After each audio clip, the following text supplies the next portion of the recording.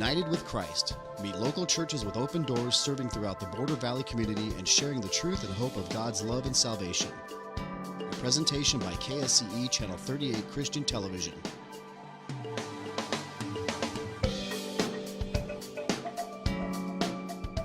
And now, United with Christ. Hello and welcome to this program once again, United with Christ. I'm Pastor Warren Hoyt, and it's good to be with you again today. We're continuing on this series of teachings which are looking at kind of ways to refute atheism and deal with skepticism, some of the arguments that are launched against the Christian faith by a lot of different prominent folks out there. Maybe you've heard of some of the prominent atheists. They're called the New Atheists. There were 4 of them. One died recently. But Sam Harris, Christopher Hitchens, Richard Dawkins, and Dennis, can't remember his last name. There's 4 of these guys. Dennett, I think his name. They're called the 4 Horsemen of the Apocalypse. You may not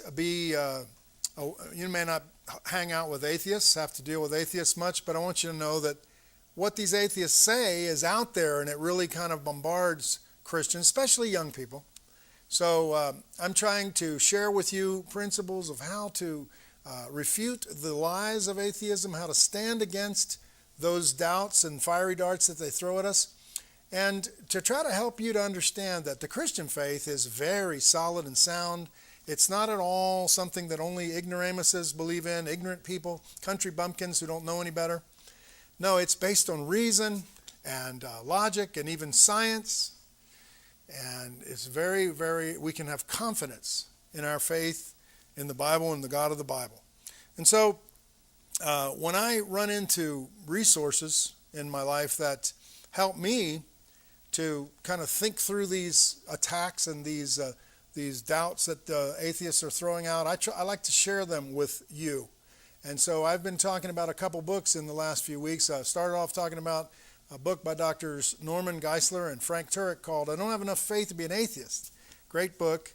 Really helps you understand that it takes less faith to be a Christian than it does to believe in the crazy things atheists believe in.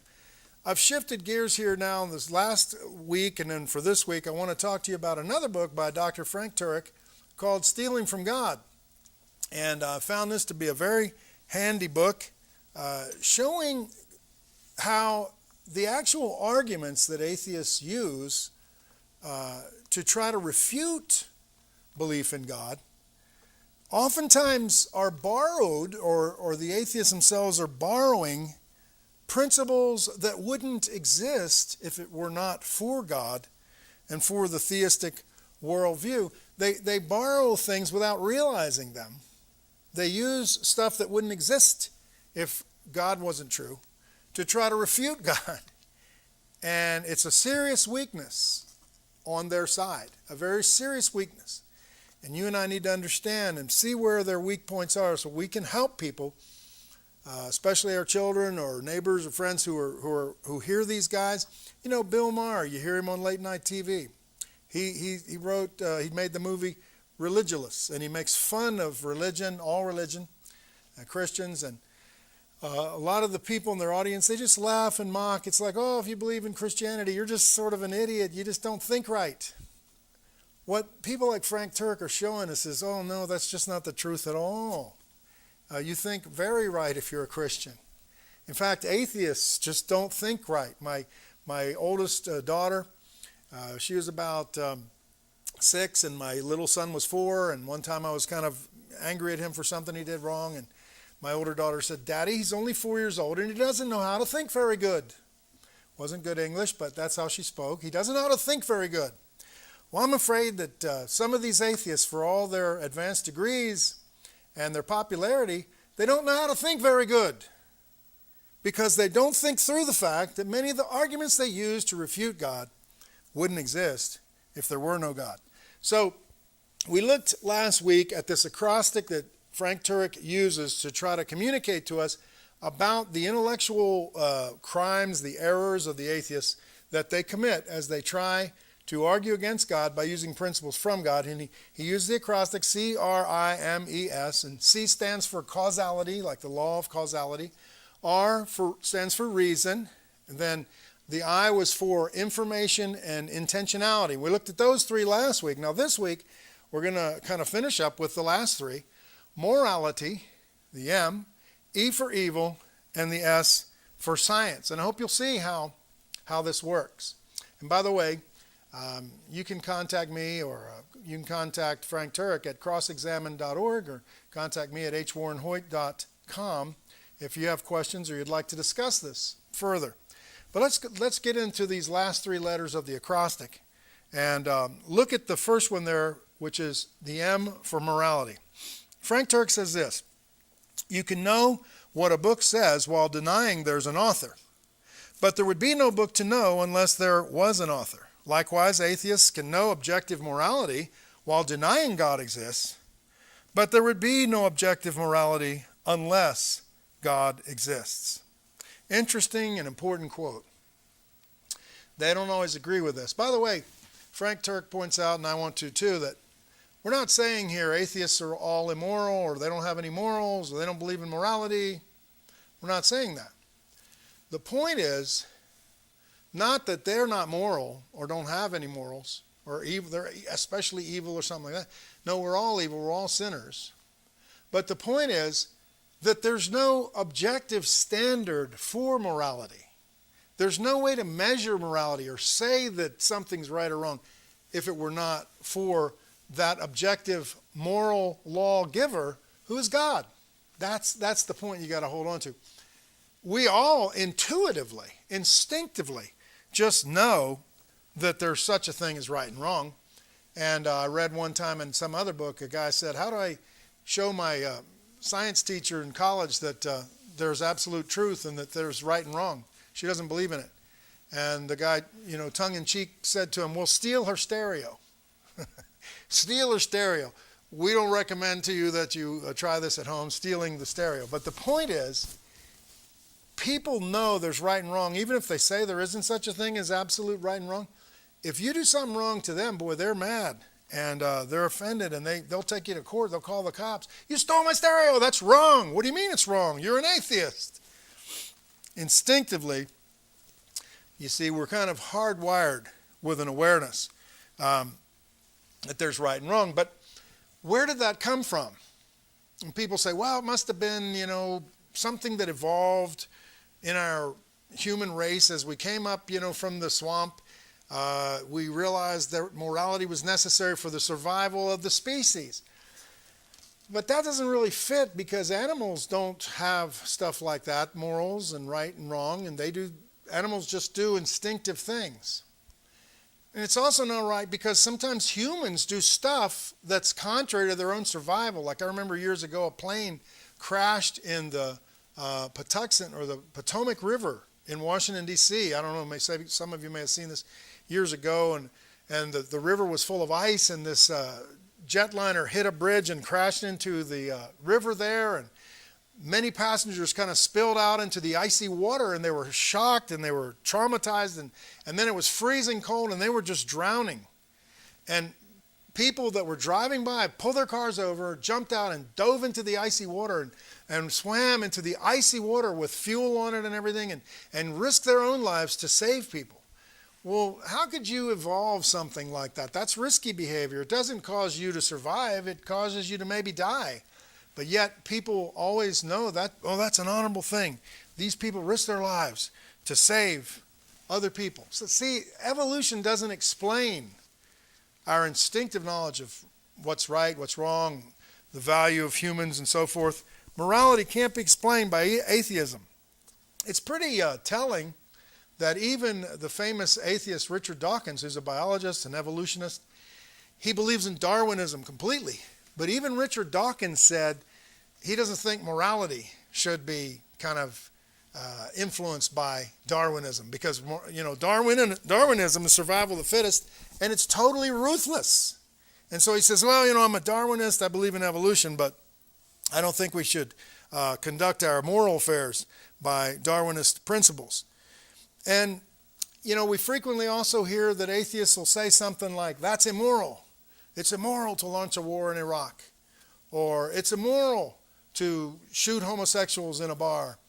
Or it's immoral, one famous atheist said, it's immoral to say that homosexuals can't adopt a child, and you're going to leave them in an orphanage instead of letting a homosexual couple adopt them. And it's like, oh, so that's immoral. And so even atheists will say something is immoral, but if you press an atheist, he's got to admit there is no real basis for absolute morality. Here's another quote from Dr. Turek. He says, morality isn't made of molecules. What does justice weigh? What is the chemical composition of courage? How much hydrogen is in the honesty molecule? Did Hitler just have bad molecules? These are absurd questions because moral standards aren't made of molecules. To have an objective standard of justice, you don't need molecules. You need an objective, unchanging judge who has supreme authority. Yeah, that's what you got to have for there to be any kind of absolute standard. Otherwise, it's all just relative. I think this, you think that. You may have read or seen pictures of the trials at Nuremberg, Germany. I was there last year in Nuremberg, where the followers of Hitler were judged for war crimes. And there's a picture here that I have for you of one of the famous Nazi war criminals being judged at Nuremberg. And he has sort of a sneer on his face, and he's mocking. And I think it's Goering, the head of the Luftwaffe. But the nations of the world after World War II, they judged the Nazis and brought them to Nuremberg and pronounced them guilty of war crimes. And they had them executed, most of them. They were executed.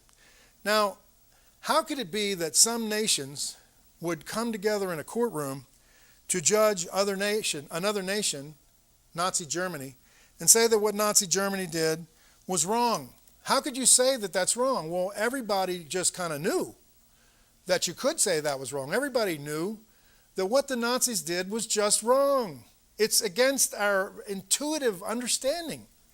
You can't just kill homosexuals and Jews and people with mental disabilities and so forth. You don't just kill them. We just know that's wrong. And the nations of the world came together and said, you were wrong in exterminating the Jews and these others in these death camps. But, there's no real absolute basis for that. And if the Nazis had won the war, they would have said the other nations were wrong. No, you were wrong for not killing Jews. So how do we decide these kind of things and say, this is a crime, that's wrong, that's right? Is there no standard by which to measure? Well, atheists want to tell you no. In fact, people will say this to you all the time. They say to me, well, you can't legislate morality. What they mean when they say that, of course, is, it's not by passing laws that we make people good. They're right about that part. Laws don't change the heart. Laws don't make you do what's right. But I beg to differ with the idea that you can't legislate morality. You most certainly do. Why do we have laws against stealing? That's legislating morality. We say, as a society, that people can have property, and if somebody else takes it, it's wrong. Well, why is it wrong? Who says it's wrong? We just know it's wrong. See, the atheist says you can't do that. You can't legislate it. Well, yeah, you can. The question is not whether you can legislate it. The question is just what basis do you use to legislate? And so what we have today is people just having a sort of a relativistic and fluid, changing basis to judge things. In fact, even our Constitution that we base our whole country on, they say is fluid and changing. So they came up with, out of thin air, a law that was, an amendment that was passed to protect the rights of slaves, and they took that and made it into a law protecting privacy and said that women could have unlimited abortions. And then they twisted it into a law that there could be same-sex marriage. They make up stuff out of thin air. They legislate morality out of thin air. And but they really have no solid basis. And that's why our culture is so sliding down the tube so fast. We have no anchor. We have nothing solid, no foundation, because of the way atheists and others tell us there's no absolute morality. The truth is this. Look at if atheism's true, if atheism is really true, and we carry out the belief system of atheism to its full conclusion and natural consequences, you know what? There would be no rights at all for anybody. And there would be no right and wrong.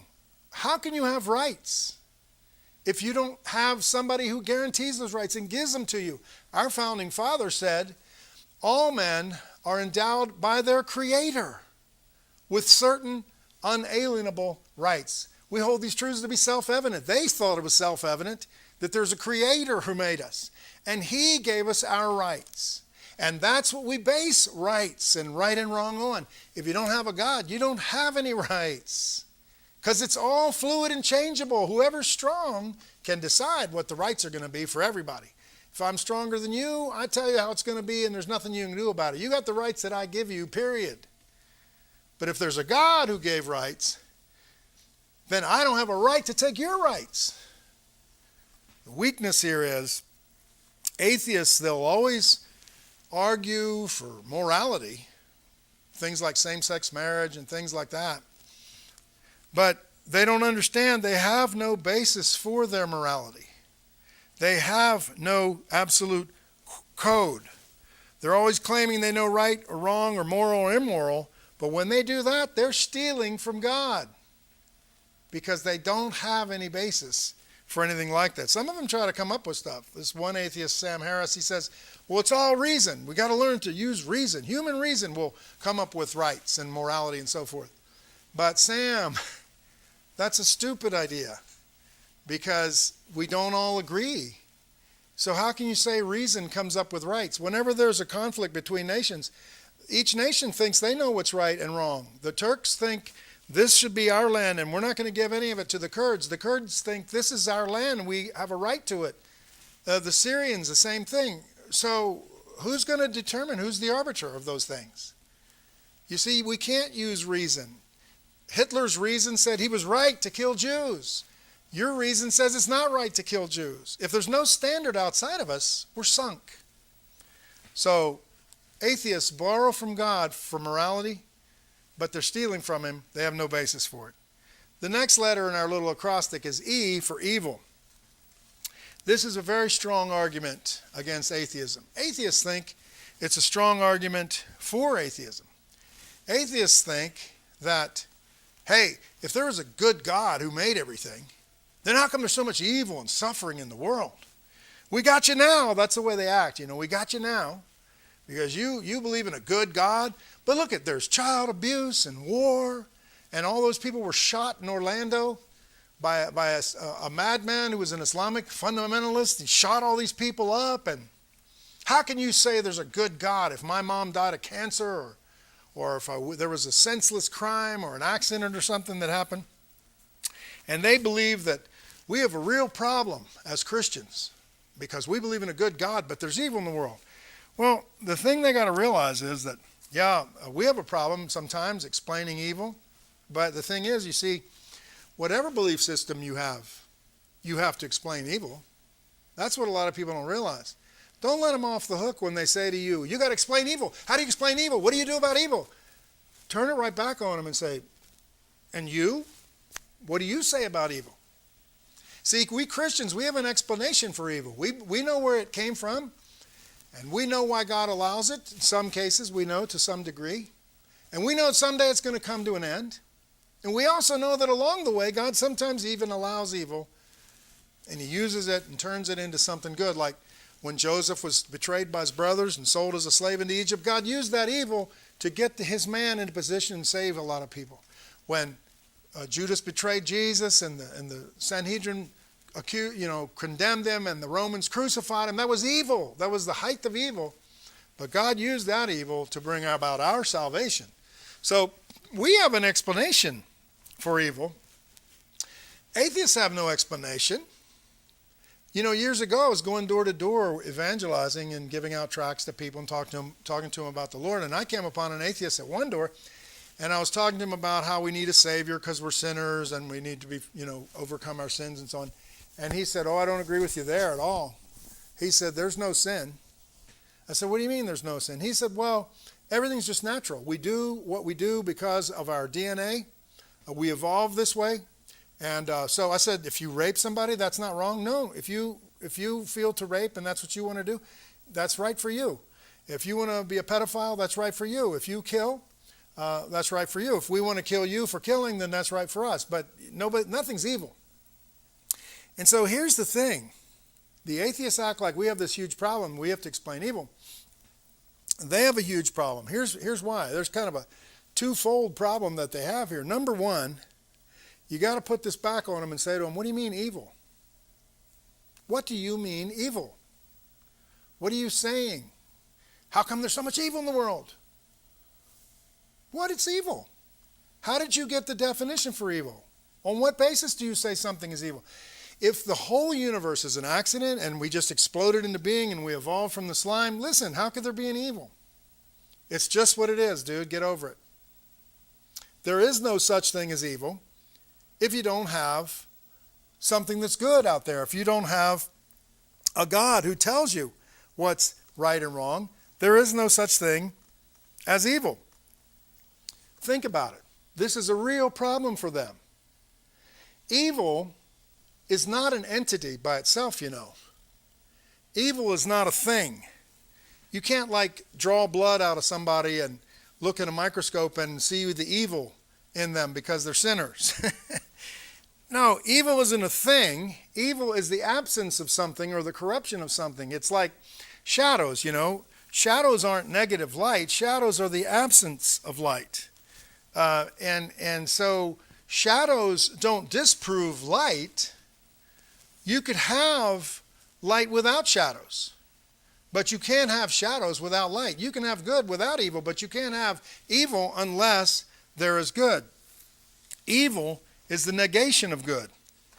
If you say a person is unjust or unfair or they're immoral, you can't say something like that unless you know what justice is and fairness is and morality is. How can you say it's unjust if you don't know what justice is? You see, it's very important. C.S. Lewis said, as an atheist, my argument against God was that the universe seemed so cruel and unjust. But how had I got this idea of just and unjust? A man doesn't call a line crooked unless he has some idea of a straight line. What was I comparing this universe with when I called it unjust? See, very important. Always nail the atheist who says to you, why, if there's a good God, why is there so much evil?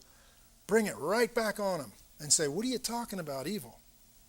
Remember what I told you about the guy when I went door to door. He's an atheist. He says there is no evil. There can't be evil if we're just a mistake and an accident. There can only be evil if there's something that's good.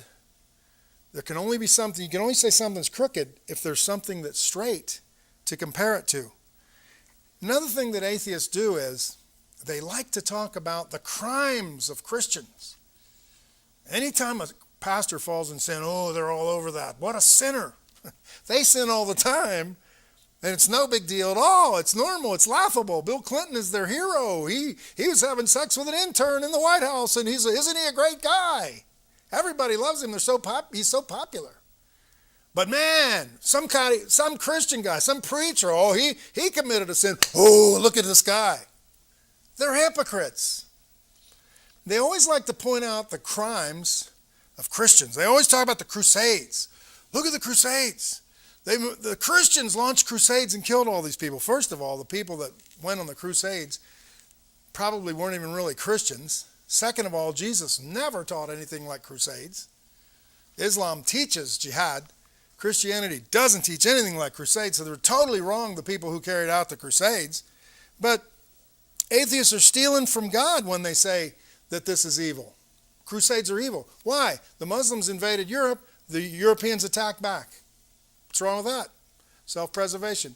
Why do you say that's evil? The Muslims never thought it was evil till we started saying, look how evil we were, and we started beating ourselves, the Christian West.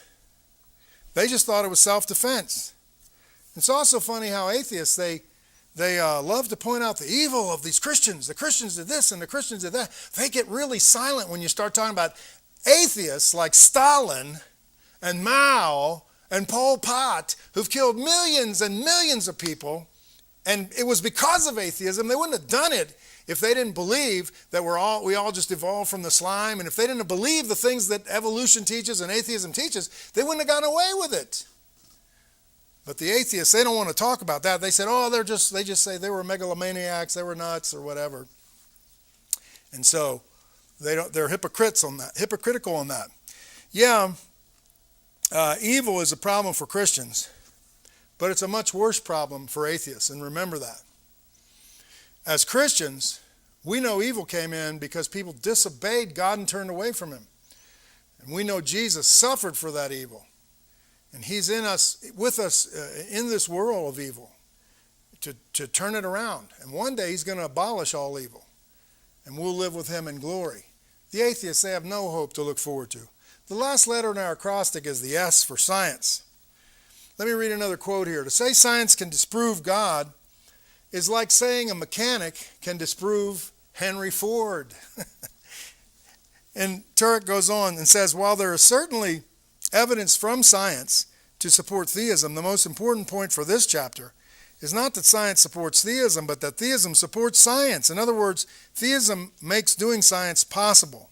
We wouldn't be able to do science reliably if atheism were true. And so then Turek talks about the O.J. Simpson trial. It's kind of interesting. Remember the picture when O.J. tried on the gloves? 77% of the U.S. population thought that he should be charged as guilty. But when you broke it down racially, 87% of whites thought he was guilty. Only 29% of blacks thought he was guilty. There was an incredible amount of evidence, and in the book, Turek lists all the blood evidence. They found Simpson's blood in his car and at the scene and on the gloves and on his shoes and his socks and here and there.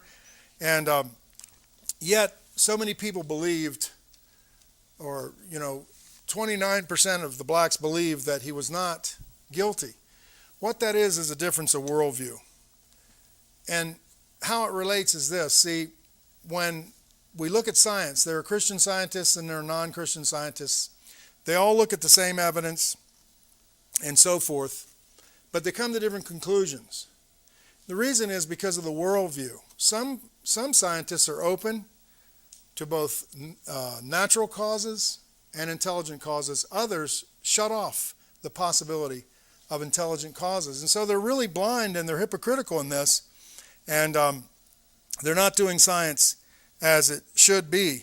Many today try to use scientific principles to disprove God, but actually we wouldn't have science if it wasn't for God. Science developed in a Christian worldview. It's kind of like, I got a picture for you of a metal detector. A metal detector is real good for detecting metal. It doesn't detect things like wood or bone or rubber or plastic. Imagine a person saying, well, I've used this thing and I don't detect any metal, or I don't detect any rubber or any plastic, so therefore they don't exist. Well, the metal detector is not made to detect rubber and plastic, but a metal detector is even made, parts of it are made out of rubber and plastic. It's kind of like that with science. People are saying, well, with science we don't detect God. Well, science is wonderful. It has a purpose, but it doesn't detect God. It doesn't detect purpose in life. It can't measure beauty. It can't explain love. Science has a reason, has a value, but science doesn't disprove God. That's all for today. I hope you'll get in contact with me if you have questions or comments or prayer requests. God bless you, and we'll see you next time. Thank you for watching United with Christ. We pray this has been a blessing to you, and we invite you to tune in again tomorrow. We invite your comments, questions, or prayer requests. You may contact us at KSCE Christian Television, 2201 East Wyoming Avenue, El Paso, Texas 79903, or call us at 915-532-8588 during regular business hours, or you can visit us on our website at www.ksce.com. God bless you.